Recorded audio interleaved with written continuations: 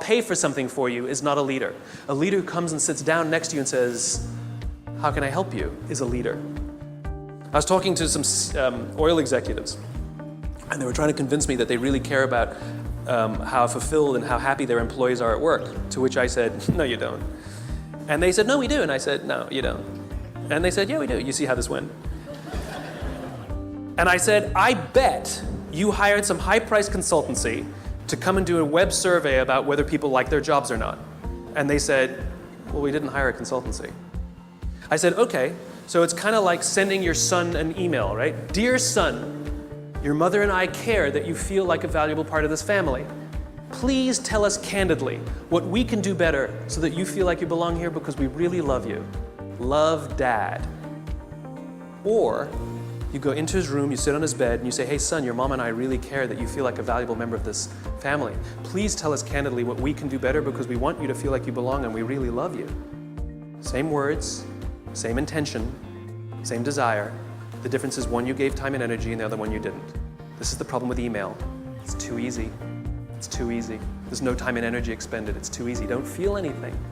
If I come to your house for dinner and you make me a lovely dinner, the next day I send you a very nice thank you email, what a wonderful host you are.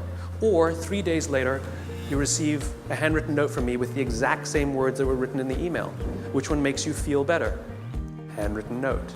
The sentiment was the same, the words were the same. The difference is one took a little more time and a little more energy. Leaders are the ones who give us their time and give us their energy, not the ones who give us their money. It doesn't count, it doesn't work, it just biologically doesn't work.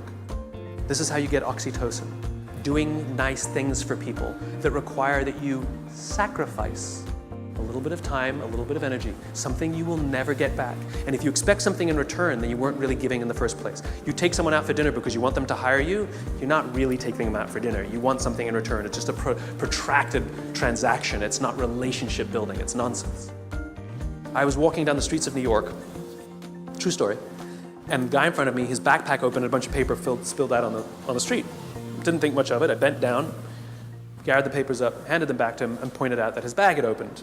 I did a small act of generosity for somebody. I got a small burst of oxytocin. I felt good. Also, the person on the receiving end of the act of generosity feels good.